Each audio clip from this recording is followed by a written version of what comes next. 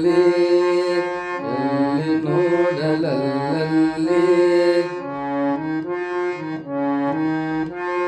ಎಲ್ಲಿ ನೋಡಲಲ್ಲಿ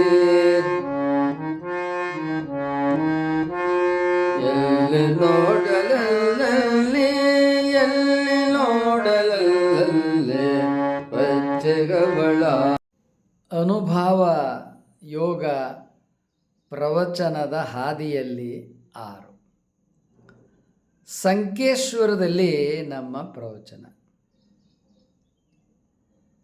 ಅಲ್ಲಿ 10 ದಿನಗಳ ಕಾಲ ಪ್ರವಚನ ನಡೀತು. ಪ್ರವಚನ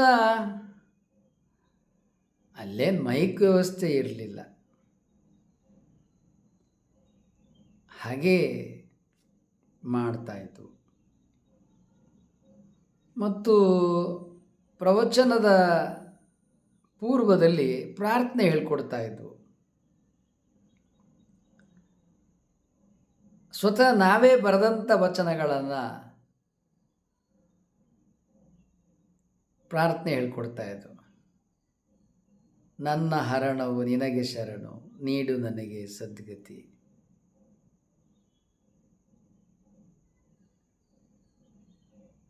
ಮತಿ ಮಂದನು ನಾನು, ಮತಿ ಮೂಢನು ನಾನು, ಸನ್ಮತಿಯ ನೀಡಯ್ಯ ಅನ್ನೋ ವಚನ.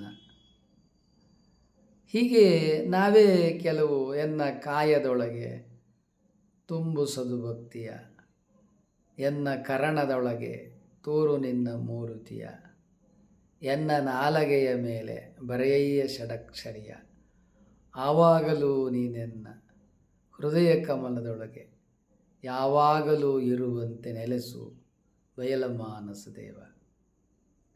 ಈ 3 ವಚನಗಳನ್ನು ನಾವು ಕೂಡಲ ಸಂಗಮದಲ್ಲಿ ತಪಸ್ಸಿನಲ್ಲಿ ಇದ್ದ ಕಾಲಕ್ಕೆ ಹಾಡಿಕೊಂಡಿದ್ದು, ಬರೆದಿಟ್ಟದ್ದು.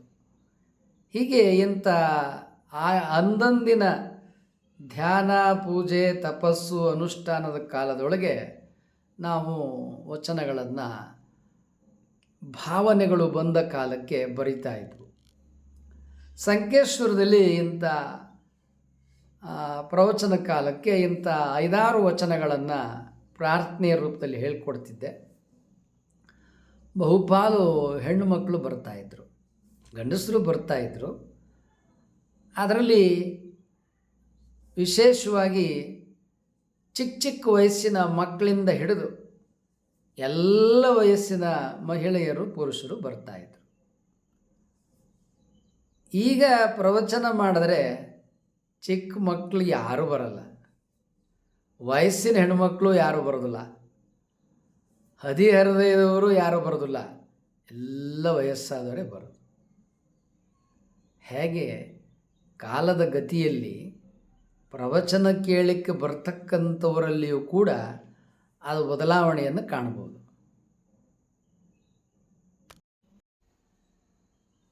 ಪ್ರವಚನಕ್ಕೆ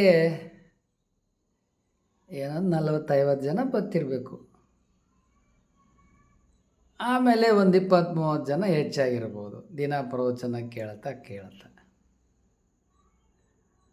ಮತ್ತು ನಾವು ಈ ಪ್ರವಚನವನ್ನು ಆರಂಭ ಮಾಡಿದ್ದು 1985ರಲ್ಲಿ. ಇದನ್ನು ಉತ್ತರ ಕರ್ನಾಟಕದಲ್ಲಿ 1985 ಅಂತಾರೆ. ನಾವು ಬೆಂಗಳೂರಿನವರು, ಹಳೆ ಮೈಸೂರಿನವರು 1985 ಅಂತೇವೆ. ಈ 1985 ಜೂನ್ ತಿಂಗಳಲ್ಲಿ ಸಂಕೇಶ್ವರದಲ್ಲಿ ನಮ್ಮ ಪ್ರವಚನ, ಜೂನ್ ಜುಲೈ ಇರಬೇಕು, 10 ದಿನಗಳ ಕಾಲ ನಡೀತು. ಈ 10 ದಿನಗಳ ಕಾಲ ನಡೆದಂಥ ಪ್ರವಚನದೊಳಗೆ ನಾವು ಅಕ್ಕಮಹಾದೇವ್ರ ಪ್ರವಚನವನ್ನೇ ಹೇಳ್ತಿದ್ವು. ಹೀಗೆ ಹೇಳುವ ಕಾಲಕ್ಕೆ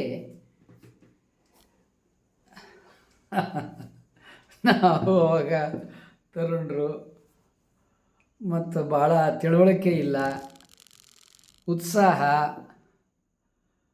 ಹೀಗಾಗಿ ಆ ಉತ್ಸಾಹದ ಹುಮ್ಮಸ್ಸಿನಲ್ಲಿ ಈಗೇನಾಗೋದು, ಪ್ರವಚನಕ್ಕೆ ಮನೆಯಲ್ಲಿ ಚಿಕ್ಕವ್ರನ್ನಷ್ಟೇ ಪ್ರವಚನಕ್ಕೆ ಕಳಿಸೋರು, ಹಿರಿಯರು ಬರ್ತಿರಲಿಲ್ಲ. ಅದರಲ್ಲಂದ್ರೂ ಗಂಡಸರು ಅವರೆಲ್ಲ ವ್ಯಾಪಾರ ಇತ್ಯಾದಿಯಲ್ಲಿ ಇರೋರು, ಯಜಮಾನ್ರು ಯಾರೂ ಬರ್ತಿರಲಿಲ್ಲ. ತೀರಾ ನಿವೃತ್ತರಾದಂಥವರು ಅಂದ್ರೇನು ಅಂಥವ್ರು ಬರ್ತಿದ್ರು. ಈ ಪ್ರವಚನವನ್ನು ಒಬ್ಬರು ಡಾಕ್ಟ್ರೇ, ಆ ಊರಿನ ಡಾಕ್ಟ್ರು, ಅವರು ಆಯುರ್ವೇದಿಕ್ ಡಾಕ್ಟ್ರ್ ಅನಿಸುತ್ತೆ, ಅವ್ರಿಗೊಂದು 70-75 ವಯಸ್ಸಿರಬೇಕು. ಅವರು ಆಮೇಲೆ ಅಲ್ಲಿ ನಾಗೌಡ ಫೋಟೋ ಸ್ಟುಡಿಯೋ ಅಂತ ಇತ್ತು, ಈಗಲೂ ಇದ್ದಿರ್ಬೋದು. ಅವರು ನಾಗೌಡ ಅವರು ಆ ಡಾಕ್ಟ್ರು ಸೇರ್ಕೊಂಡು ನಮಗೆ ಇರಲಿಕ್ಕೆ ಒಂದು ಸ್ಥಳ, ಪ್ರವಚನಕ್ಕೆ ಜಾಗ ಗೊತ್ತು ಮಾಡಿದರು. ಅದು ದಿನ ಪ್ರವಚನ ಏನೋ ಮಾಡಿದ್ವು. ಅದು ಎಳ್ಕೊಳ್ಳೋಕ್ಕೆ ಕೊಟ್ಟಂಥ ಜಾಗ ಏನಿದೆಲ್ಲ, ಆ ಕಾಲದಲ್ಲಿ ತಿಗಣೆಗಳ ಕಾಟ ಭಾಳ ಕಡ್ರಿ, ತಿಗಣೆ ಸೊಳ್ಳೆಗಳ ಕಾಟ. ಅಲ್ಲಿ ನಮಗೇನು ಒಂದು ಕಬ್ಬಣದ ಮಂಚ ಹಾಕ್ಕೊಟ್ಟಿದ್ರಲ್ಲ, ಅಲ್ಲಿ ಮೇಲೆ ನಾವೇನು ತೊಗೊಂಡೋಗಿದ್ದೆವು ಜಮಖಾನ ಬೆಡ್ಶೀಟ್ ಹಾಸ್ಕೊಂಡು ಮಲ್ಕೊಡ್ರಿ, ಒಂದು ಹೊತ್ತಿನಲ್ಲಿ ಏನು ಲಕ್ಷಾಂತರ ತಿಗಣೆ ಕಚ್ಚಕ್ಕೆ ಶುರು ಮಾಡಿಬಿಟ್ಟಿದ್ದಾವೆ. ನಮ್ಗೆ ಎಲ್ಲಿ ನಿದ್ದೆ ಬರುತ್ತೆ? ನಾವು ಒಂದು ರೀತಿಯಲ್ಲಿ ಸುಖಪುರುಷರು ರೀ, ನಾವು ನಿಜವಾಗಿ ಸುಖಪುರುಷರು. ನಾವು ನಮ್ಮ ತಂದೆ ತಾಯಿಗಳ ಮನೆಗಳಲ್ಲಿ ನಮ್ಮನ್ನೆಲ್ಲ ಹೂ ನೋಡ್ಕೊಂಡಂಗೆ ನೋಡ್ಕೊಂಡಿದ್ದಾರೆ ತಂದೆ ತಾಯಿಗಳು. ಅಷ್ಟು ಸುಖದಲ್ಲಿ ಬೆಳೆದವರು ನಾವು. ನಮಗೆ ಕಷ್ಟ ನೋವು ಅಂದ್ರೇನು ಗೊತ್ತಿಲ್ಲ.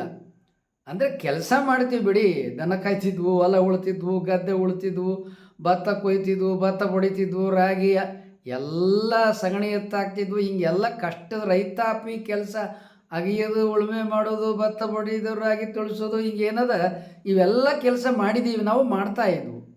ಹೊರೋದು, ಕೀಳೋದು, ಕಡಿಸೋದು ಎಲ್ಲ ಇವು ಯಾವ ನಮಗೆ ಕಷ್ಟ ಅಲ್ಲ, ಕಾಯಕ. ಅದು ನಮ್ಮ ಮನೆ ಬದುಕು ನಾವು ಮಾಡಿದೆ, ಮತ್ತಾರು ಮಾಡಬೇಕು? ಆಮೇಲೆ ಜೋಳದ ಕಡ್ಡಿ ಕುಯ್ಯೋದು, ಹೊತ್ಕೊಂಡು ಹೋಗೋದು, ದನಗಳಿಗೆಲ್ಲ ಹಾಕೋದು, ಕತ್ತರಿಸೋದು, ಮತ್ತು ಹೋರಿಗಳಿಗೆ ಎತ್ತುಗಳಿಗೆ ಜೋಳ ತಿನ್ನಿಸೋದು. ಬೆಳಿಗ್ಗೆ ಅಷ್ಟೊತ್ತಿಗೆ ಎದ್ದು ಆ ಜೋಳದ ಕಡ್ಡಿನ 1 ಗಂಟೆ ತಿನ್ಸ್ಕೊತ ಕೂತ್ಕೋಬೇಕು. ಅವು ತಿನ್ನೋದಿಲ್ಲ. ಅವು ಜೋಳದ ಕಡ್ಡಿಲಿ ಏನಾಗುತ್ತೆ, ಬರೀ ಗರಿ ತಿಂದುಬಿಡ್ತವೆ. ಆ ಕಡ್ಡಿ ಕಬ್ಬಿದ್ದಂಗೆ ಇರುತ್ತೆ, ಅದನ್ನು ತಿನ್ನಕ್ಕೆ ಹೋಗೋದಿಲ್ಲ ಅವು. ಗರಿ ತಿಂದ್ಬಿಟ್ಟು ಕಡ್ಡಿನ ಬಿಟ್ಬಿಡ್ತವೆ.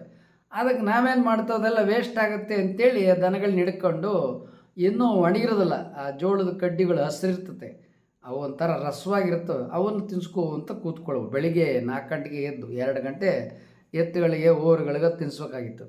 ಹಂಗೆ ಹಸುಗಳಿಗೆಲ್ಲ 4 ಹಸು ಹೋರಿ ಕರು ಹಿಡ್ಕೊಂಡು ತಿನ್ಸೋಕೆ ಕೂತ್ಕೊಳ್ಳವು. ಹೀಗೆ ಈ ಕೆಲಸ ಎಲ್ಲ ನಿದ್ದೆಗೆಟ್ಟು ಇಂಥವೆಲ್ಲ ಮಾಡ್ತಿದ್ವು. ಆದರೆ ಇವೆಲ್ಲ ನಮಗೆ ಕಷ್ಟ ಅಲ್ಲ, ನಮ್ಮ ಮನೆ ಬದುಕೋದು, ನಮ್ಮ ಕಾಯಕ ನಾವು ಮಾಡಿದೆ ಮತ್ತಾರು ಮಾಡ್ತಾರೆ? ಎಲ್ಲನೂ ಆಳು ಹಚ್ಚಿ ಮಾಡ್ಸೋಕ್ಕಾಗ್ತದ? ಇಲ್ಲ. ಹಾಗೆ ನಮ್ಮದು ವ್ಯಾಪಾರನೂ ಇತ್ತು. ವ್ಯಾಪಾರದಲ್ಲಿ ಅಂಗಡಿ ಮೇಲೆ ಕೂತು ಅಂಗಡಿಯಲ್ಲಿ ವ್ಯಾಪಾರನೂ ಮಾಡಬೇಕು. ಅದು ಕಿರಾಣಿ ವ್ಯಾಪಾರ, ಚಿಲ್ಲರೆ ಅಂಗಡಿ ಅಂತಾರೆ ನಮ್ಮ ಭಾಗದೊಳಗೆ. ಉತ್ತರ ಕರ್ನಾಟಕದಲ್ಲಿ ಕಿರಾಣಿ ಅಂತಾರೆ. ಊರಿಗೆ ಮನೆತನಕ್ಕೆ ಏನೇನು ಬೇಕು ಎಲ್ಲ ವಸ್ತುಗಳು ನಮ್ಮ ಅಂಗಡಿಯಲ್ಲಿ ಸಿಗ್ತಿದ್ವು. ನಮ್ಮ ಅಂಗಡಿಯಲ್ಲಿ ಸುತ್ತಮುತ್ತ 20-30 ಹಳ್ಳಿಯ ಗ್ರಾಮದವರು ನಮ್ಮ ಅಂಗಡಿಗೆ ಬಂದು ಎಲ್ಲ ತಮ್ಮ ಬೇಕಾಗಿದ್ದ ವಸ್ತು ಸಾಮಗ್ರಿಗಳನ್ನು ತಗೊಂಡೋಗೋರು. ಪ್ರತಿ ಊರಿನಿಂದ ಬರೋರು, 30-40 ಹಳ್ಳಿಯಿಂದ ಬರೋರು. ಆ 30-40 ಹಳ್ಳಿಗೆಲ್ಲ ಮನೆಗೆ ಮಂತನಕ್ಕೆ ಅಡುಗೆಗೆ ಏನು ಬೇಕು ಎಲ್ಲ ವಸ್ತುಗಳು ನಮ್ಮಲ್ಲೇ ಸಿಗ್ತಿದ್ವು. ಬೆಂಕಿಪಟ್ಟಣ ಸಾಂಬಾರದ ಪದಾರ್ಥ, ಮೆಣಸು, ಜೀರಿಗೆ, ಕಾಳು, ಬೇಳೆಯಿಂದ ಹಿಡಿದು ಪ್ರತಿಯೊಂದು ನಮ್ಮಲ್ಲಿ ಸಿಗ್ತಿದ್ವು, ತಗೊಂಡು ಹೋಗ್ತಿದ್ವು. ಹೀಗೆ ಎಲ್ಲ ಕೆಲಸ ನಾವು ಮಾಡಿದ್ದೀವಿ, ಮಾಡ್ತಿದ್ವು. ಮತ್ತು ದನ ಕಾಯ್ತಿದ್ವು. ಇವೆಲ್ಲ ನಮಗೆ ಕಷ್ಟದ ಕೆಲಸ ಅಲ್ಲ.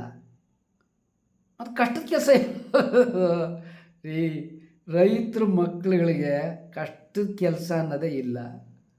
ಏಕೆಂದರೆ ರೈತರು ದುಡಿಯೋಕ್ಕೆ ಹುಟ್ಟಾರ್ರಿ ಅವರು. ಮತ್ತು ನಾವು ಬೆಳೆದ್ರೆ ಮಾತಾನೆ ನಮ್ಗೆ ಅನ್ನ, ಊಟಕ್ಕೆ ಅನ್ನ. ಮತ್ತು ನಾವು ಯಾವುದು ಕಷ್ಟ ಅಂತ ತಿಳಿಯೋರಲ್ಲ. ಗದ್ದೆ ಉಳೋದಾಗಲಿ, ಹೊಲ ಉಳೋದಾಗಲಿ, ಭತ್ತ ಬಡಿಯೋದಾಗಲಿ ಯಾವುದು ನಮ್ಮದು ಕಷ್ಟದ ಕೆಲಸ ಅಲ್ಲವೇ ಅಲ್ಲ. ಎಲ್ಲ ಮಳೆ, ಗಾಳಿ, ಬಿಸಿಲು, ಚಳಿ ಅನ್ನೋದು ಲೆಕ್ಕಿಸದೆ ಇವೆಲ್ಲ ದುಡಿತೀವಿ. ಏನು ಇವ್ಯಾವ ಕಷ್ಟದ ಕೆಲಸ ಅಲ್ಲ. ಹಾಗಾದರೆ ಈ ಕಷ್ಟ ಅನ್ನೋದು ಯಾವುದು? ತಿಗಣೆ ಕೈಯಲ್ಲಿ, ಸೊಳ್ಳೆ ಕೈಯಲ್ಲಿ ಕಡಿಸ್ಕೊಳ್ಳೋದು. ನಮ್ಗೆ ನಿದ್ದೆ ಬರೋದಿಲ್ಲ, ನಾವೆಲ್ಲ ಸುಖದಲ್ಲಿ ಬದುಕಿದವರು. ಈಗ ಮೈಮೂರಕ್ಕೆ ದುಡ್ದಿರ್ತೀವ, ಮೈಮೂರು ದುಡ್ದಾಗ ಊಟ ಮಾಡಿ ಮಲಗಿಬಿಡ್ತೀವಿ. ರಾತ್ರಿ 8 8:30 ಊಟ ಆಗೋಗ್ಬಿಡ್ತದೆ. ಊಟ ಆದ ಕೂಡಲೇ ಮಲಗಿಬಿಡೋದೇ ಕೆಲಸ. ಯಾಕೆ ಮತ್ತೆ ಬೆಳಿಗ್ಗೆ 5-4:15 ಎದ್ದೇಳ್ಬೇಕಲ್ಲ, ಯಾಕೆಂದ್ರೆ ಜೋಳದ ಹುಲ್ಲ ತಿನ್ನಿಸ್ಬೇಕು. ಹಿಂಗೆಲ್ಲ ಮನೆ ಬದುಕಿರ್ತದೆ. ರೈತರು ಮಕ್ಕಳು 8-9 ಗಂಟೆ ತನಕ ಮಕ್ಕಳಲ್ಲ. ಸೂರ್ಯ ಹುಟ್ಟಕ್ಕೆ ಮೊದಲೇ ಎದ್ದಿರ್ತಾರೆ. ಮತ್ತು ಹೊಲ ಉಳೋದು, ಗದ್ದೆ ಉಳೋದು, ಇವೆಲ್ಲ ಬೇಸಾಯ ಅಂದಾಗ ಇವೆಲ್ಲ ಕೆಲಸ ಮಾಡಲೇಬೇಕಾಗ್ತದೆ. ನಾವು ಯಾರು ಸೂರ್ಯಪುತ್ರರಲ್ಲ. ಸೂರ್ಯಪುತ್ರರು ಅಂದ್ರೇನು? ಸೂರ್ಯ ಹುಟ್ಟೋದು 1 ಗಂಟೆ 2 ಗಂಟೆಗೆ ಎದ್ದೇಳೋರು. ನಾವು ಯಾರು ಸೂರ್ಯಪುತ್ರರಲ್ಲ.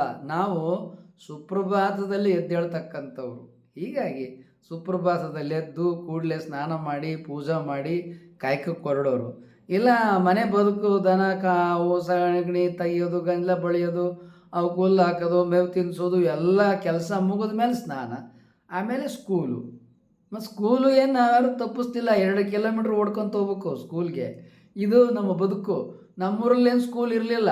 ನಮ್ಮೂರಲ್ಲಿ ಪ್ರೈಮರಿ ಸ್ಕೂಲ್ 1ನೇ ಕ್ಲಾಸಿಂದ 4ನೇ ಕ್ಲಾಸ್ವರೆಗೂ ನಮ್ಮೂರಲ್ಲಿ ಸ್ಕೂಲು. ನಮ್ಮೂರ ಹೆಸರು ಹೇಳಿಬಿಡ್ತೀನಿ, ನೀವೆಲ್ಲ ನಗ್ತೀರ. ನಮ್ಮೂರ ಹೆಸರು ಹಳೆ ಊರು ಅಂತ. ಏನು ಸ್ವಾಮೀಜಿ ಅಂತೀರೇನ? ಊರ ಹೆಸರೇ ಹಳೆ ಊರು. ಹಳೆ ಊರು ನಮ್ಮೂರ ಹೆಸರೇ ಹಳೆ ಊರು. ಅದು ಹುಲಿಯೂರು ತಾಲ್ಲೂಕು, ಹುಲಿಯೂರು ಹೋಬಳಿ, ಕುಣಗಲ್ ತಾಲ್ಲೂಕು, ತುಮಕೂರು ಜಿಲ್ಲೆ. ಹೀಗೆ ಹಳ್ಳಿಯಲ್ಲಿ ಹುಟ್ಟಿದಂಥವ್ರು ನಾವು. ಈ ಹಳ್ಳಿಯಲ್ಲಿ ಹುಟ್ಟಿದಂಥ ಕಾಲಕ್ಕೆ ರೈತಾಪಿ ಕೆಲಸ ಆಗಲಿ, ಅಂಗಡಿ ವ್ಯಾಪಾರ ಆಗಲಿ, ಹೊಲ ಗದ್ದೆ ತೋಟ ಅಂದರೆ ಈ ಕಡೆ ಉತ್ತರ ಕರ್ನಾಟಕದಲ್ಲಿ ಏನಂತಾರೆ, ಹೊಲಕ್ಕೆ ತೋಟ ಅಂತಾರೆ. ಇಲ್ಲ, ನಮ್ಮ ಕಡೆ ತೋಟಕ್ಕೆ ಯಾವುದಕ್ಕೆ ತೋಟ ಅಂತಾರೆ, ಅಲ್ಲಿ ತೆಂಗು, ಅಡಿಕೆ, ಬಾಳೆ ಇವೇ 3 ಬೆಳೆಯನ್ನು ತೋಟದಲ್ಲಿರ್ತದೆ. ತೆಂಗು, ಅಡಿಕೆ, ಬಾಳೆ. ಇದರ ಜೊತೆಗೆ ಕೆಲವು ಹೂವಿನ ಗಿಡಗಳಿರ್ತಾವೆ, ಕೆಲವು ಹಣ್ಣಿನ ಗಿಡಗಳಿರ್ತಾವೆ, ಕೆಲವು ಮಾವಿನ ಮರಗಳಿರ್ತಾವೆ, ಸೇಬೆಕಾಯಿ, ಹಿಂಗೆ ಇಂಥ ಬೇರೆವು ಎಲ್ಲ ಅಲ್ಲೆಲ್ಲ ಇರ್ತಾವೆ.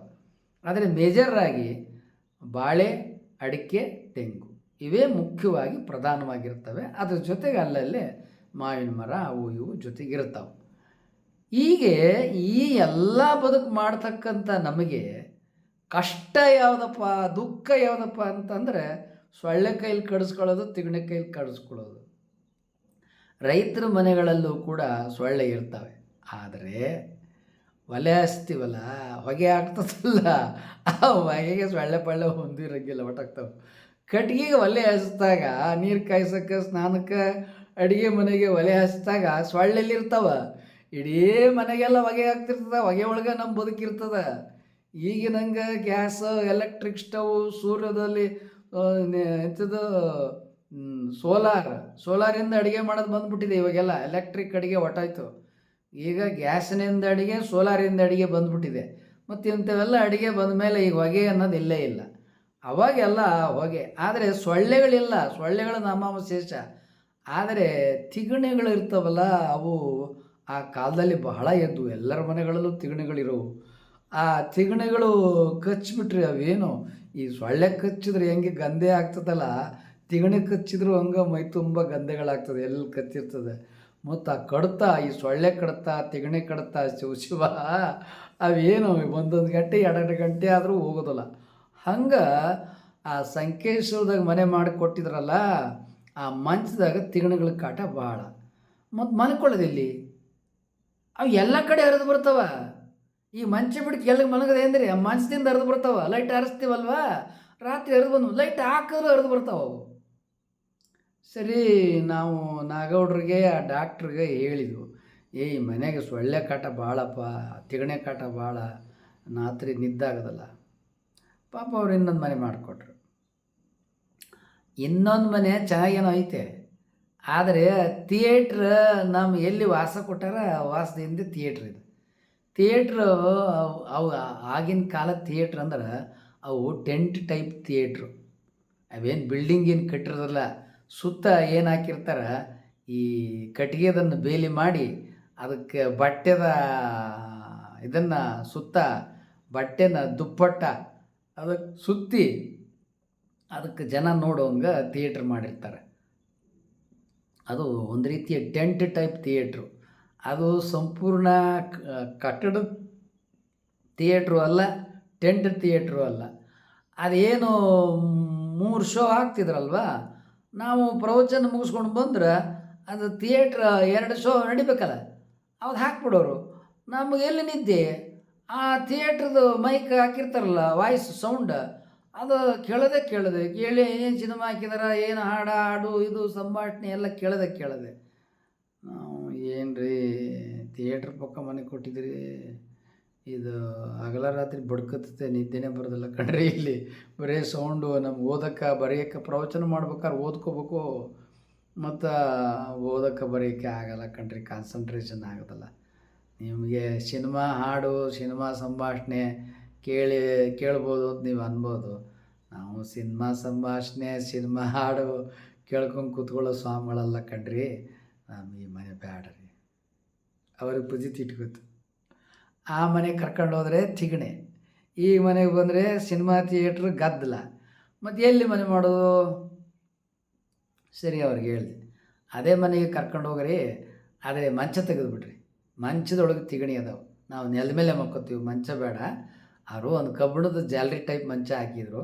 ಮಂಚ ಬೇಡ, ಮಂಚ ತೆಗೆದುಬಿಡ್ರಿ, ಹಂಗೆ ನೆಲದ ಮೇಲೆ ಮಕ್ಕೋತೀವಿ. ಸೊ ಇಲ್ಲೊಂದು 3 ದಿವಸ ಹೋಯಿತು, ಅಲ್ಲೊಂದು 3 ದಿವಸ ಹೋಯಿತು, ಇನ್ನೊಂದು 4 ದಿವಸ ಉಳಿತು. ಮತ್ತು 4 ದಿವಸ ಇದೇ ಮನೆಗೆ ಬಂದು. ಅಂದ್ರೇನು, ಪ್ರವಚನ ನಡೀತಕ್ಕಂಥ ಕಾಲದೊಳಗೆ ಊರಿಂದೂರಿಗೆ ಹೋಗುವಾಗ ವಾಸಕ್ಕೆ ಸಿಗ್ತಕ್ಕಂಥ ಮನೆಗಳು, ಪ್ರವಚನ ಮಾಡ್ತಕ್ಕಂಥ ಸ್ಥಳಗಳು ಎಲ್ಲ ನಾವು ಇಚ್ಛೆ ಪಟ್ಟಂತೆ ಆಗ್ತತೆ ಅಂತ ಹೇಳಕ್ಕೆ ಬರಲ್ಲ. ಏನು ಪ್ರವಚನ ಕೇಳಕ್ಕೆ ಬರ್ತಕ್ಕಂಥ ಶ್ರೋತೃಗಳು ಇವತ್ತು ಬಂದವ್ರು ನಾಳೆ ಬರ್ತಾರೆ ಅಂತ ಹೇಳಕ್ಕೆ ಬರಲ್ಲ. ಮತ್ತು ಅವ್ರೇನು ಪ್ರವಚನಕ್ಕೆ ಬರ್ತಾರಲ್ಲ ಅವರೆಲ್ಲ ಸಾಮಾನ್ಯ ಜನರು, ಶಾಲೆಗೆ ಹೋಗೋ ಕಾಲೇಜಿಗೆ ಹೋಗೋ ಹುಡುಗ ಹುಡುಗಿಯರು. ಅವ್ರ ತಾವು ಕಾಸೆಲ್ಲ ಎಲ್ಲಿ ಬರ್ತದೆ? ಬರಲ್ಲ. ಅವಾಗೆಲ್ಲ ಬಡತನ ಬಹಳ. ಹೀಗಾಗಿ 10 ದಿನ ಪ್ರವಚನ ಹೇಳಿದ್ರು ಯಾರ್ತೋ ಅವರೆಲ್ಲ 4 ಸಲ ನಮಸ್ಕಾರ ಬೇಕಾದ್ರೆ ಮಾಡ್ತಾರೆ. ಕಾಣಿಕೆ ಕೊಡೋಕೆ ಅವ್ರ ತಾವು ಕಾಸಿಲ್ಲ. ಬೇಕಾದ್ರೆ ಒಂದು ಊದಿನ ಕಡ್ಡಿ ತಂದು ಕರ್ಪೂರ ಊದಿನ ಕಡ್ಡಿ ತಂದು ಬೆಳಗ್ಗೆ ಬಿಡ್ತಾರೆ, ನಮಸ್ಕಾರ ಮಾಡ್ತಾರೆ. ಊದಿನ ಕಡ್ಡಿ ಕರ್ಪೂರ ನಾವು ಗುರುಗಳ ಪಾದಕ್ಕೆ ಬೆಳಗ್ತಾರೆ, ಒಂದು ಹೂವು ಇಡ್ತಾರೆ. ಆದರೆ ಕಾಣಿಕೆ ಕೊಡೋಕೆ ಯಾರ ತಾವು ಕಾಸಿಲ್ಲ. ಹೀಗಾಗಿ ಊರಿನ ಶ್ರೀಮಂತರು ಯಾರು ಪ್ರವಚನಕ್ಕೆ ಬರ್ತಿರಲಿಲ್ಲ, ಅವ್ರ ಪ್ರವಚನ ಕೇಳಲಿಲ್ಲ. ಮತ್ತು ಅವ್ರ ಪ್ರವಚನ ಕೇಳಲಿಲ್ಲ ಅಂದ್ರೆ ನಮಗೆ ಕಾಣಿಕೆಯಲ್ಲಿಂದ ಬರ್ತದೆ? ಬರೋದಿಲ್ಲ. ಹೀಗಾಗಿ ಪ್ರವಚನ 10 ದಿನ ಮಾಡಿದ್ವು, ಅಕ್ಕಮಹಾದೇವಿ ಪ್ರವಚನ ಹೇಳಿದ್ವು. ಸೊಳ್ಳೆ ಕಾಟ, ತಿಗಣೆ ಕಾಟ, ಸಿನಿಮಾ ಥಿಯೇಟ್ರ್, ಸಂಭಾಷಣೆ, ಹಾಡುಗಳ ಕಾಟ. ಸರಿ, ಆ ಜನರು ಎಷ್ಟು ಭಕ್ತಿ ನಮ್ಮಿಂದ ಪ್ರವಚನದ್ದು ಪ್ರಾರ್ಥನೆ ಮುಟ್ತೋ. ಆದರೆ ಪ್ರವಚನಕ್ಕೆ ಬರ್ತಿದ್ದವ್ರು ಮಾತ್ರ ಒಳ್ಳೆ ಜನರು, ಹೃದಯವಂತರು, ಸಜ್ಜನರು, ಬಹಳ ಭಕ್ತಿವಾನರು, ಭಾಳ ಕೇಳಿ ಸಂತೋಷ ಪಡೋರು. ಗುರುಗಳು ಚಲೋ ಹೇಳ್ತಾರೆ ಅನ್ನೋ. ಏನ್ರಿ ಅವಾಗ ನಮಗೆ ಪ್ರವಚನ ಮಾಡಿದ್ದೇ ಗೊತ್ತಿಲ್ಲ. ಆವಾಗ ನಿಜವಾಗೂ ಹೇಳ್ಬೇಕಂದ್ರೆ ನಮಗೇನಂತ ಪ್ರವಚನ ಮಾಡೋಕ್ಕೇನಂತ ಬರ್ತಿರಲಿಲ್ಲ. ಏಕೆಂದರೆ PhD ಮಾಡಿದ್ದಿರ್ಬೋದು, ಜ್ಞಾನನೂ ಪಡ್ಕೊಂಡಿರ್ಬೋದು. ಆದರೆ ಪರಿಣತಿಯ ಪ್ರವಚನ, ಅನೇಕ ವಚನಗಳಿಗೆ ವ್ಯಾಖ್ಯಾನ ಪರ್ಫೆಕ್ಟಾಗಿ ಆಗಲು ಮಾಡ್ತಿದ್ದೆ, ಆ ಮಾತು ಬೇರೆ. ಆದರೆ ವಚನಗಳ ವ್ಯಾಖ್ಯಾನ ಮಾಡಿದ ಕ್ಷಣಕ್ಕೆ ಅದು ಪ್ರವಚನ ಆಗೋದಿಲ್ಲ. ಒಂದು ಪ್ರವಚನ ಆಗಬೇಕಾದ್ರೆ ಕತೆ, ತತ್ವ, ಸಿದ್ಧಾಂತ, ಅದರೊಳಗೆ ಉಪಕಥೆಗಳು, ದೃಷ್ಟಾಂತ ಕಥೆಗಳು, ಹಾಡುಗಳು, ಮತ್ತು ಅದರೊಳಗೆಲ್ಲ ಅನೇಕ ವಿಷಯಗಳು, ವಿಷಯ ನಿರೂಪಣೆ, ಹೀಗೆ ಪ್ರವಚನ ಸುಮ್ಮನೆ ಇರೋದಿಲ್ಲ. ಇನ್ನೊಂದು ವಿಡಿಯೋದಲ್ಲಿ ಹೇಳ್ತೀನಿ ಪ್ರವಚನ ಅಂದರೆ ಏನು, ಪ್ರವಚನದ ಸ್ವರೂಪಗಳೇನು, ಪ್ರವಚನದಲ್ಲಿ ಏನೇ ಇರ್ತದೆ, ಅವೆಲ್ಲವನ್ನು ಇನ್ನೊಂದು ವಿಡಿಯೋದಲ್ಲಿ ನಾನು ಪ್ರವಚನ ವಿಷಯ ಮಂಡನೆ ಅಂಥೇಳಿ ಪ್ರವಚನ ಸ್ವರೂಪ ಮತ್ತು ಪ್ರವಚನ ಕಥಾಸಾರ, ಪ್ರವಚನದ ತತ್ವ ವಿಚಾರ ಅನ್ನೋದನ್ನು ಇನ್ನೊಂದು ವಿಡಿಯೋದಲ್ಲಿ ಮಾಡ್ತೀನಿ. ಈಗ ಇಷ್ಟೇ ಸಂಕೇಶ್ವರದ ಪ್ರವಚನ ಏನದಲ್ಲ, 10 ದಿನ ಪ್ರವಚನ ಮಾಡಿದೆ. ಯಾರೋ ಬೆಂಗಳೂರಿನವರು ಇನ್ನೂ ಚಿಕ್ಕ ವಯಸ್ಸಾದ MA MPhil PhD ಮಾಡ್ಯಾರ, ಇಲ್ಲಿ ಬಂದು ಪ್ರವಚನ ಹೇಳ್ತಾರೆ ಮತ್ತು ಅವರ ಬರೆದ ವಚನಗಳನ್ನೆಲ್ಲ ನಮ್ಗೆ ಹೇಳ್ಕೊಡ್ತಾರೆ. ಮಾಡಿದ್ರು 10 ದಿನ ಮಾಡಿದ್ರು ಹೋದರು ಅಂತಲ್ಲಿಗಿದೆ ಆಯ್ತೇ ಹೊರತು ಮತ್ತೇನೂ ಇಲ್ಲ. ಆದರೆ ಊರಲ್ಲಿ ಇನ್ನೂ ಒಂದು ವಿಶೇಷ ಹೇಳಬೇಕು. ನನ್ನ ಜೊತೆ ಅವರೇನು ನಾಗೌಡ ಮತ್ತು ಡಾಕ್ಟ್ರು ಸೇರಿ ಮನೆ ಮಾಡಿಕೊಟ್ಟಿದ್ರು ಅಂದ್ರಲ್ಲ, ನಾಗಾಡವರು ನನ್ನ ಜೊತೆ ಬೆಳಿಗ್ಗೆ ವಾಕಿಂಗ್ ಬರ್ತಿದ್ರು. ಅವ್ರು ಸ್ಟುಡಿಯೋ ಇಟ್ಟಿದ್ರು. ಭಾಳ ಸಜ್ಜನರು, ಭಾಳ ಒಳ್ಳೆಯ ವ್ಯಕ್ತಿಗಳವರು. ಅವರು ಒಳ್ಳೆ ಫೋಟೋಗ್ರಾಫರು, ಚೆಂದ ಕಲಾತ್ಮಕವಾಗಿ ಫೋಟೋ ತೆಗಿತಾರೆ. ಈಗ ನಾನು ಒಂದು ಫೋಟೋ ಈಗಲೂ ಅವ್ರು ತೆಗ್ದಿರೋದು ಈಗಲೂ ಪ್ರಿಂಟ್ ಆಗ್ತದೆ. ಏನದು ಆ ಫೋಟೋನ ಇಲ್ಲಿ ತೋರಿಸ್ತೀನಿ ನಾನು. ಆ ಫೋಟೋ ಏನಿದೆಯಲ್ಲ, ಅದು ಗೋಕಾಕ್ ಬೆಟ್ಟದಲ್ಲಿ ನಾನು ಇಷ್ಟಲಿಂಗ ಪೂಜೆಗೆ ಕುಳಿತದ್ದು. ಅವರು ಆ ಗೋಕಾಕ್ ಬೆಟ್ಟದಾಗ ಸೂರ್ಯೋದಯ ಪೂರ್ವದಲ್ಲಿ ನಾನು ಧ್ಯಾನಕ್ಕೆ ಪೂಜೆಗೆ ಕೂತಿದ್ದೀನಿ. ಇವರು ಸಂಕೇಶ್ವರದವರು. ಅಲ್ಲಿಂದ ಬಂದು ಗೋಕಾಕಿಂದ 4 ಕಿಲೋಮೀಟ್ರ್ ಬೆಟ್ಟಕ್ಕೆ ಹೋಗ್ಬೇಕು ನಡ್ಕೊಂಡು ವಾಕಿಂಗ್. ಅಲ್ಲಿ ಬಂದು ನಾ ಪೂಜಾ ಜಪ ತಪ ಮಾಡುವಾಗ ಅವ್ರ ಫೋಟೋ ಹೊಡೆದಾರ. ಎಷ್ಟು ಸುಂದರ ಫೋಟೋ ತೆಗೆದಾರ. ಆ ಫೋಟೋ ಈಗಲೂ ನಾನು ಪ್ರಿಂಟ್ ಮಾಡಿಸ್ತೇನೆ. ಹೀಗೆ ಕೆಲವು ಫೋಟೋಗ್ರಾಫರ್ಸ್ ತೆಗೆದಂಥ ಫೋಟೋಗಳು ಈಗಲೂ ನಮ್ಮಲ್ಲಿ ವಿಶೇಷ ಫೋಟೋಗಳಾಗಿ ಪ್ರಕಟ ಆಗ್ತಾ ಇದ್ದಾವೆ. ಇನ್ನು ಕೆಲವು ಫೋಟೋಗಳು ನನ್ನ ಕ್ಯಾಮರಾದಿಂದ ನಾನೇ ತೆಗೆದಿರೋದು. ಆ ಫೋಟೋಗಳು ಕೂಡ ವಿಶೇಷ ಫೋಟೋಗಳಾಗಿದ್ದಾವೆ. ನಾನೇ ತೆಗೆದಿರೋದು ಅಂದ್ರೇನು, ನಾನು ಧ್ಯಾನಕ್ಕೆ ಕೂತ್ಕೊಳ್ಳೋಕ್ಕೆ ಅಲ್ಲಿದ್ದಂಥ ನಮ್ಮ ಹತ್ರ ಹುಡುಗರಿಗೆ ನೋಡಿ ಹಿಂಗೆ ತೆಗಿಬೇಕು, ಹಿಂಗೆ ಕೂತ್ಕೋಬೇಕು, ಇದನ್ನು ಹಿಂಗೆ ಬರ್ತದೆ, ಇದನ್ನು ಮೆಜರ್ಮೆಂಟ್ ಮಾಡಿ ನೋಡಿ ಹಿಂಗೆ ಹೊಡಿಬೇಕು, ಕ್ಯಾಮ್ರಾ ಅಲುಗಾಡಿಸ್ಬೇಡ್ರಿ ಅಂಥೇಳಿ ಒಂದು 4-5 ಸಲ ಸೂಚನೆ ಕೊಟ್ಟು ತೆಗ್ಸಿದ್ದಾಗ ಅವರಿಗೆಲ್ಲ ಹಿಂಗೆ ಅಂತೇಳಿ ಅವರಿಗೆ ಡೈರೆಕ್ಷನ್ಸ್ ಕೊಟ್ಟು ಫೋಟೋ ತೆಗ್ಸಿರೋದು. ಅದು ಒಂದು ರೀತಿಯಲ್ಲಿ ನಾನೇ ತೆಗ್ದದ್ದು ಫೋಟೋ ಅಂತ ನಾನು ಹೇಳ್ಕೊಬೋದು ಅಷ್ಟೇ. ಏಕೆಂದರೆ ಹುಡುಗರಿಗೆ ಅದು ಹೆಂಗೆ ತೆಗಿಯೋದು ಏನು ಗೊತ್ತಿರೋದಿಲ್ಲ. ಆ್ಯಂಗಲ್ಲು ಮತ್ತು ಅದು ಕ್ಲಿಕ್ ಮಾಡೋದು, ಅಳ್ಳಾಡಿಸ್ತಾ ಇರೋದು, ಕ್ಯಾಮ್ರಾನ ಶೇಕ್ ಮಾಡ್ದಂಗೆ ಫೋಟೋ ತೆಗಿಯೋದು, ಇದೆಲ್ಲ ಒಂದು 8 ಸಲ ಆಮೇಲೆ ಅವ್ರಿಗೂ ಬರೋದಿಲ್ಲ, ನಮಗೂ ಬರೋದಿಲ್ಲ. ಒಂದು 8 ಸಲ ಆ ಕ್ಯಾಮ್ರಾ ಕ್ಲಿಕ್ ಮಾಡ್ಬೇಕಾದ್ರೆ ಅಲ್ಗಾಡ್ದಂಗೆ ಕ್ಲಿಕ್ ಮಾಡೋದು ಹಿಂಗೆಲ್ಲ ಹೇಳ್ಕೊಟ್ಮೇಲೆ ಮಾಡಿದರು. ಅಂಥದ್ದು ಒಂದೆರಡು ಫೋಟೋಗಳಿದೆ, ಅದನ್ನು ನಿಮಗೆ ಇಲ್ಲಿ ಹಾಕಿ ತೋರಿಸ್ತೀನಿ. ಅಂದ್ರೇನು, ಸಂಕೇಶ್ವರದ ಫೋಟೋಗೆ ವಾಕಿಂಗ್ ಹೋಗ್ತಿದ್ವಿ ನಾವು. ಬೆಳಿಗ್ಗೆ ಸೂರ್ಯೋದಯಕ್ಕೆ ಪೂರ್ವದಲ್ಲಿ ಕರ್ಕೊಂಡು ಹೋಗೋರು ಬಂದು. ಆ ವಾಕಿಂಗ್ ಹೋಗ್ಬೇಕಾದ್ರೆ ಸಂಕೇಶ್ವರ ಊರೊಳಗೆ ಹೋಗೋವು. ಆ ಊರೊಳಗೆ ಹೋಗ್ಬೇಕಾದ್ರೆ ಅಲ್ಲಿ ಗಾಣ ಆಡ್ತಾ ಇರೋದು ಒಂದು ಮನೆ ಒಳಗೆ ಅಷ್ಟೊತ್ತಿಗೆ ಆಗಲಿ. ಇದು ಯಾವ ಗಾಣ ಅಂತ ಕೇಳಿವೆ. ಶೇಂಗಾ ಎಣ್ಣೆ ಅಂದ್ರೇನು, ಸಂಕೇಶ್ವರದ ಊರೊಳಗನ ಎತ್ತನ್ನು ಕಟ್ಟಿ ಕಡಲೆಕಾಯಿ ಎಣ್ಣೆಯನ್ನು ಅಲ್ಲಿ ಒಂದು ಗಾಣ ಎತ್ತು ತಿರುಗೋದು, ಅಲ್ಲೇ ಎಣ್ಣೆ ತಯಾರಾಗೋದು, ಆ ಎಣ್ಣೆಯನ್ನು ಮಾರಾಟ ಮಾಡೋರು. ಅಂದ್ರೇನು, ಕಡಲೆಕಾಯಿ ಬೀಜದಿಂದ, ಅಂದರೆ ಆ ಭಾಗದೊಳಗೆ ಶೇಂಗಾ ಬೀಜ ಅಂತಾರೆ, ಶೇಂಗಾ ಬೀಜದಿಂದ ಗಾಣದಲ್ಲಿ ಎಣ್ಣೆ ತೆಗೆಯುವುದು, ಎಲ್ಲರಿಗೆ ಗೊತ್ತಾಗುವಂಗೆ ಎಣ್ಣೆ ತೆಗೆಯೋರು. ಆ ತೆಗೆದಂಥ ಎಣ್ಣೆ ಬಹಳ ಪ್ಯೂರ್ ಮತ್ತು ಬಹಳ ಫ್ರೆಶ್, ತಾಜಾ ಮತ್ತು ಎಲ್ಲರಿಗೂ ಗೊತ್ತಾಗೋದು. ಅದು ಮುಚ್ಚಿಡುವಂಥದ್ದು ಏನೂ ಇಲ್ಲ. ಎತ್ತು ಆಡೋದು, ಯಾರು ಬೇಕಾದ್ರೆ ಅದನ್ನು ಬಂದು ನೋಡೋರು, ಮತ್ತು ಯಾರು ಬೇಕಾದ್ರೆ ಅವ್ರು ಎಣ್ಣೆ ತೆಗೆದು ಕೊಡೋರು, ಮಾರಾಟ ಮಾಡೋರು. ಅಂದ್ರೇನು, ಸಂಕೇಶ್ವರದಲ್ಲೇ ಕಡಲೆಕಾಯಿ ಎಣ್ಣೆ ತೆಗಿತಾ ಇದ್ದದ್ದು ಗಾಣವನ್ನು ನಾನೇ ಪ್ರತ್ಯಕ್ಷ ನೋಡಿದ್ದೀನಿ. ತಾಜಾ ಎಣ್ಣೆಯನ್ನು ಅವರು ತೆಗೆದುಕೊಡ್ತಿದ್ರು. ಆ ಎಣ್ಣೆಯನ್ನು ಮನೆ ಮಂದಿ ಎಲ್ಲ ಕೊಂಡ್ಕೊಂತಿದ್ರು. ಆಗ ಅಡುಗೆ ಎಣ್ಣೆ ರುಚಿ ಇರ್ತಿತ್ತು. ಯಾಕೆ, ಎಣ್ಣೆಗೆ ಕಲಬೆರಕೆ ಇರ್ತಿರಲಿಲ್ಲ. ಎತ್ತು ಗಾಣ ತಿರುಗಿದಂಥ ಬಂದಂಥ ಎಣ್ಣೆಯನ್ನು ತಾಜಾ ಆಗಿಂದಾಗ ಮಾರಾಟ ಮಾಡ್ತಾಯಿದ್ರು. ಮತ್ತು ಎಣ್ಣೆ ತೆಗೆಯೋದು, ಅದಕ್ಕೆ ತಾಜಾ ಕೊಡೋದು, ಅದು ಓಪನ್ನಾಗೆ ಇದ್ದಿದ್ದರಿಂದ ಊರಿನ ಎಲ್ಲ ಜನರಿಗೂ ಗೊತ್ತಿತ್ತು ಅದು ತಾಜಾ ಎಣ್ಣೆಯನ್ನೇ ಕೊಡ್ತಾರೆ ಅಂತ. ಮತ್ತು ಆ ಎಣ್ಣೆಯನ್ನು ತಂದು ಅಡುಗೆ ಮಾಡಿದಾಗ ಆ ಕಡಲೆಕಾಯಿ ಎಣ್ಣೆ ಕಾಯಿಸಿದಾಗ ಏನು ಆ ಕಡಲೆಕಾಯಿ ಸ್ಮೆಲ್ ಬರೋದು. ಯಾಕೆ, ನಾವೇ ನಮ್ಮ ಅಂಗಡಿಯಲ್ಲಿ ಕಡಲೆಕಾಯಿ ಎಣ್ಣೆ ಮಾರಾಟ ಮಾಡ್ತಿದ್ವಲ್ಲ, ಡಬ್ಬದಿಂದ 15 kg ಟಿನ್ನನ್ನು ಕಡಲೆಕಾಯಿ ಎಣ್ಣೆನ ನಾವು ಮಾರಾಟ ಮಾಡೋಕ್ಕೆ ಮಾರಾಟ ಮಾಡೋಕ್ಕೆ ಡಬ್ಬಕ್ಕೆ ಸುರಿಬೇಕಾದ್ರೆ ಆ ಕಡಲೆಕಾಯಿ ಸ್ಮೆಲ್ ಆ ಎಣ್ಣೆಯಲ್ಲಿ ಬರೋದು. ಜನ ಅದನ್ನು ತೊಗೊಂಡೋಗಿ ಮನೇಲಿ ಎಲ್ಲ ಅಡುಗೆ ಮಾಡೋರು, ನಾವು ನಮ್ಮ ಮನೆಯಲ್ಲ ಅಡುಗೆ ಮಾಡೋವು. ಏನು ಆ ಕಡಲೆಕಾಯಿ ಎಣ್ಣೆ ಟೇಸ್ಟು ಅದ್ಭುತ. ಅಷ್ಟೇ ಅಲ್ಲ, ಆಗ ಕಡಲೆಕಾಯಿ ಎಣ್ಣೆಯಲ್ಲಿ ಉಪ್ಪಿಟ್ಟು ಮಾಡಿದ್ರೆ ಏನ್ರಿ ಉಪ್ಪಿಟ್ಟಿನ ಪರಿಮಳ. ನಿಜವಾಗಿಯೂ ನಾವೇನು ಆವಾಗ ತಿಂತಿದ್ದು ಉಪ್ಪಿಟ್ಟು ಇವತ್ತಿಗೂ ನಾವು ತಿಂದಿಲ್ಲ. ಯಾಕೆ, ತಾಜಾ ಕಡಲೆಕಾಯಿ ಎಣ್ಣೆ ಸಿಗಲ್ವೇ? ಅಯ್ಯೋ, ಈಗ 500 ರೂಪಾಯಿ kg ಎಣ್ಣೆ ತತ್ತೀನಿ, ತಾಜಾ ಎಣ್ಣೆ ಅಂತ. ಅವರು ತಾಜಾ ಎಣ್ಣೆ ಮಾಡಿದ್ದೀವಿ ಅಂತ ಕೊಡ್ತಾರೆ. 500 ರೂಪಾಯಿ kg ಎಣ್ಣೆ ಅಂತ ತಂದರೂ ಕೂಡ ನಾವು ಬಾಲ್ಯ ಕಾಲದಲ್ಲಿ ನಮ್ಮ ಅಂಗಡಿಯಲ್ಲಿ ಮಾರಾಟ ಮಾಡ್ತಾ ಇದ್ದಂಥ ಕಡಲೆಕಾಯಿ ಎಣ್ಣೆಯಲ್ಲಿ ಉಪ್ಪಿಟ್ಟು, ಚಿತ್ರಾನ್ನ ಮತ್ತು ಇನ್ನು ಏನೇನು ಎಣ್ಣೆ ಅಡುಗೆ ಮಾಡ್ತಾಯಿದ್ರಲ್ಲ, ಆ ಎಣ್ಣೆ ಟೇಸ್ಟಿನ ರುಚಿ ಇವತ್ತಿನ ಯಾವ ಕಡಲೆಕಾಯಿ ಎಣ್ಣೆಗೂ ನಾವು ಸಿಕ್ಕಿಲ್ಲ, ತಿಂದಿಲ್ಲ. ಅವಾಗೆಲ್ಲ ಕಡಲೆಕಾಯಿ ಎಣ್ಣೆ ಏನು ರುಚಿ. ಅವಾಗ ಕಡಲೆಕಾಯಿ ಭಾಳ ಹಂಗೆ ರುಚಿನೂ ಇತ್ತು. ಯಾಕೆಂದ್ರೆ ನಾವೇ ನಮ್ಮ ಹೊಲದಲ್ಲಿ ಕಡಲೆಕಾಯಿ ಬೆಳೀತಾ ಇದ್ವು. ನಾವೇ ಬೆಳೆದ ಕಡಲೆಕಾಯಿಯಿಂದ ಎಣ್ಣೆನೂ ತೆಗೆಸ್ತಾ ಇದ್ವು. ಕಡಲೆಕಾಯಿ ಹಂಗೆ ರುಚಿ ಇದ್ವು. ಮತ್ತು ಕುಸುಬ್ಸ್ಕೊಂಡು ಮನೇಲಿ ಏನು ದಿನ ಕಡಲೆಕಾಯಿ ತಿನ್ನೋದೇ. ರಾತ್ರಿ ಒಂದಷ್ಟು 3 4 ಸೇರು ಕಡಲೆಕಾಯನ್ನು ಬೇಗ ಹಾಕ್ಬಿಡೋರು. ಊಟ ಆದಮೇಲೆ ಎಲ್ಲರಿಗೂ ಒಂದು ತಟ್ಟೆಗೆ ಇಷ್ಟಿಷ್ಟು ತುಂಬಿ ಕೊಡೋರು. ತಿನ್ಕೋ ಅಂತ ಕೂತ್ಕೊಂಡು ತಿಂದಾದ್ಮೇಲೆ ಹಂಗೆ ಮಕ್ಕಳವು.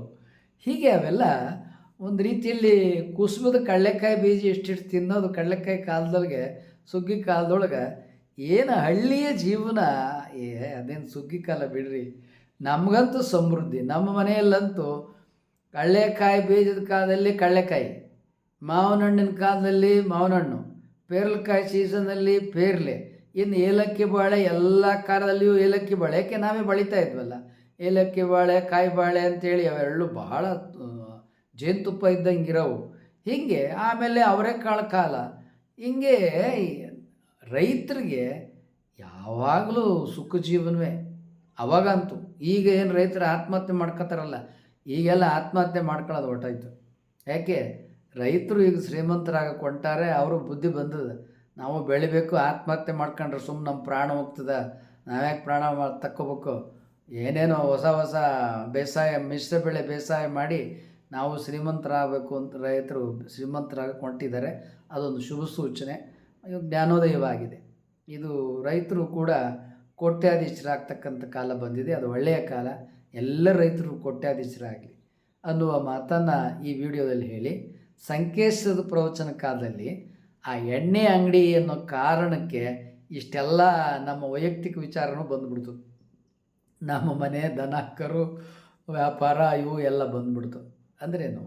ಸಂಕೇಶ್ ಇಷ್ಟು ನಾವು ಶ್ರೀಮಂತ ಕುಟುಂಬದಲ್ಲಿ ಒಟ್ಟು ಸಮೃದ್ಧಿ ಜೀವನವನ್ನು ಬದುಕಿ ಪ್ರವಚನಕ್ಕೆ ಹೋದಂಥ ಕಾಲದೊಳಗೆ ಬೆಳಿಗ್ಗೆ ಸಂಜೆ 2 ಊಟ ಅವ್ರು ಏನು ತಂದು ಕೊಡ್ತಿದ್ರು?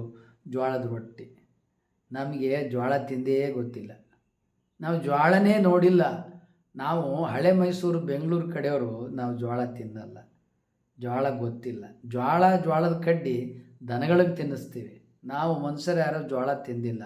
ಆ ಕಡೆಲ್ಲ ಬಿಳಿ ಜೋಳದ ರೊಟ್ಟಿ ನಮಗಾಗ ಹೊಸ್ದು, ಮತ್ತು ಆ ರುಚಿನೇ ಬೇರೆ.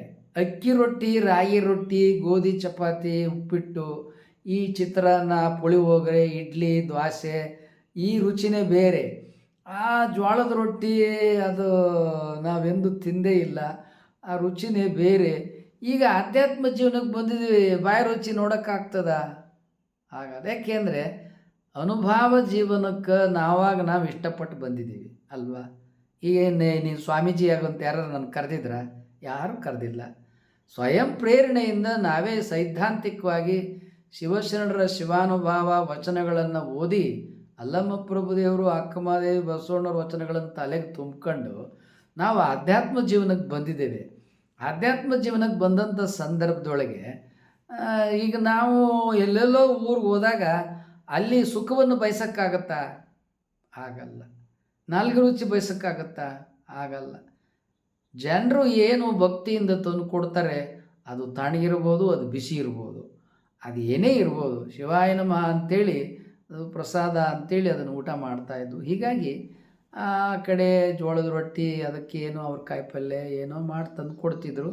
ನಾವು ಅದ್ರ ಬಗ್ಗೆ ಇನ್ನೊಂದು ಮಾತಾಡಲ್ಲ, ಯಾಕೆಂದ್ರೆ ಅದು ಪ್ರಸಾದ. ಅದು ಅವರು ಭಕ್ತಿಯಿಂದ ನಮಗೆ ತಂದು ಕೊಟ್ಟಿದ್ದಾರೆ. ಆ ತಂದು ಕೊಟ್ಟದನ್ನು ನಾವು ಪ್ರಸಾದ ಅಂತ ನೋಡ್ತೀವಿ ಹೊರತು ರುಚಿಯನ್ನು ನೋಡಲ್ಲ.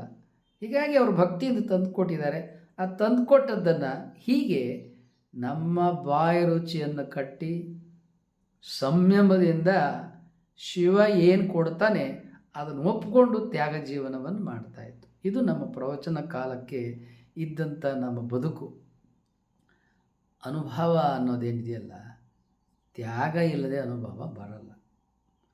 ಬಾಯಿ ರುಚಿಯನ್ನು ತ್ಯಾಗ ಮಾಡಬೇಕು. ಮನೆ, ತಂದೆ, ತಾಯಿ, ಬಂಧು ಬಳಗ, ಮೋಹವನ್ನು ತ್ಯಾಗ ಮಾಡಬೇಕು.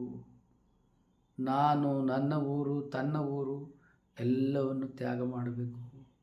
ನನ್ನ ಆಸ್ತಿ, ನನ್ನ ಇದು ಎಲ್ಲವನ್ನು ತ್ಯಾಗ ಮಾಡಬೇಕು. ಪರಮಾತ್ಮ ಅಂಥೇಳಿ ಜೀವನಕ್ಕೆ ಬಂದ ಮೇಲೆ ಶಿವ ಏನು ಕೊಡ್ತಾನೆ ಅದನ್ನು ಒಪ್ಪಿಕೊಂಡು ನಿನ್ನ ಪ್ರಸಾದಪ್ಪ ಅಂತ ಬದುಕಬೇಕು. ಯಾಕೆ ನಮ್ಮನ್ನು ಯಾರೂ ಕರೆದಿಲ್ಲ? ಸ್ವಾಮೀಜಿ ಆಗೋದು ಕರೆದಾರೇನ? ಇಲ್ಲ. ಮತ್ತು ಇಚ್ಛೆಪಟ್ಟು ನಾವು ಸ್ವಾಮೀಜಿಗಳಾಗಿದ್ದೀವಿ. ಸ್ವಯಂ ನಾವು ಸ್ವಾಮೀಜಿಗಳಾದ ಮೇಲೆ ಬದುಕು ಹೆಂಗೆ ಬರ್ತದೆ ಹಂಗೆ ಸ್ವೀಕಾರ ಮಾಡಬೇಕಲ್ವಾ? ಹೀಗೆ ಸಂಕೇಶ್ವರದ ಪ್ರವಚನದ ಕಾಲದೊಳಗೆ ಈ ಜೀವನ ಅನ್ನೋದು ಏನಪ್ಪ ಅನ್ನೋದು ಜ್ಞಾನೋದಯ ಆಗ್ತಾ ಬಂತು. ಇಲ್ಲಿ ನಮ್ಮ ಇಚ್ಛೆಗೆ, ನಮ್ಮ ಅಪೇಕ್ಷೆಗಳಿಗೆ ಅವಕಾಶವಿಲ್ಲ. ಇಲ್ಲಿ ಏನಿದ್ರೂ ಸಂಯಮ, ಬಂದಂಥ ಬದುಕನ್ನು ಒಪ್ಪಿಕೊಳ್ಳುವುದೇ ಜೀವನ. ಇದು ನಮ್ಮ ಸಂಕೇಶ್ವರದ ಜೀವನದ ಬದುಕು. 10 ದಿನ ಪ್ರವಚನ ನಡೀತು. ಬೆಂಗಳೂರಿಗೆ ಮನಸ್ಸಿಲ್ಲದ ಮನಸ್ಸಿನಿಂದ ಬಂದು ಬರಕ್ಕೆ ದಾರಿ ಇಲ್ಲ, ಆದರೆ ಅಲ್ಲಿರಂಗಿಲ್ಲ, ಖಾಲಿ ಮಾಡ್ಬೇಕಲ್ಲ. 10 ದಿನ ಊರಿಗಿರ್ಬೇಕಿರೋದು. ಆಮೇಲೆ 1 ದಿನನೂ ಎಕ್ಸ್ಟ್ರಾ ಇರೋಕ್ಕಾಗಲ್ಲ, ಜಾಗ ಖಾಲಿ ಮಾಡಿ ಎಲ್ಲಿ ಹೋಗೋದು?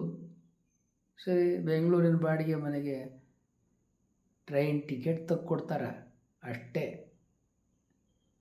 ಪ್ರವಚನಕ್ಕೆ 2 ಹೊತ್ತು ಪ್ರಸಾದ ಬರ್ತದೆ, ಪ್ರವಚನ ಹೇಳಕ್ಕೆ ಒಂದು ಜಾಗ ಸಿಗ್ತದೆ, ಊರಿಗೆ ಹೋಗಕ್ಕೆ ಒಂದು ಟ್ರೈನ್ ಟಿಕೆಟ್ ಸಿಗ್ತದೆ, ಇಷ್ಟೇ, ಮತ್ತೇನೂ ಇರಲ್ಲ. ಹೀಗಾಗಿ ಅನಿವಾರ್ಯವಾಗಿ ಬೆಂಗಳೂರಿಗೆ ಪ್ರಯಾಣವನ್ನು ಬೆಳೆಸಿದವು. ಮುಂದೆ ಪ್ರವಚನ ಎಲ್ಲಿ ಅಂದುಕೊಂಡು ನಾವು ಬೆಂಗಳೂರಿನ ಕಡೆಗೆ ಭಾರವಾದ ಮನಸ್ಸಿನಿಂದ ಬಂದೆವು.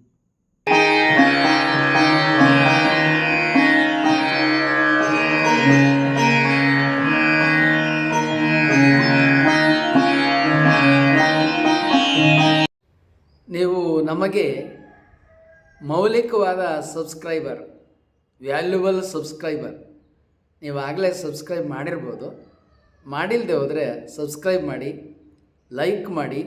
ಅಲ್ಲಿ ಬೆಲ್ ಬಟನ್ ಬರುತ್ತೆ, ಬೆಲ್ ಬಟನನ್ನು ಒತ್ತಿ. ನಿಮ್ಮ ವಾಟ್ಸಪ್ಪಲ್ಲಿ ಅನೇಕರ ನಂಬರ್ಗಳಿರುತ್ತೆ. ಕನಿಷ್ಠ 10 ಜನಕ್ಕೆ ಈ ವಿಡಿಯೋಗಳನ್ನು ನೀವು ಕಳುಹಿಸಿ.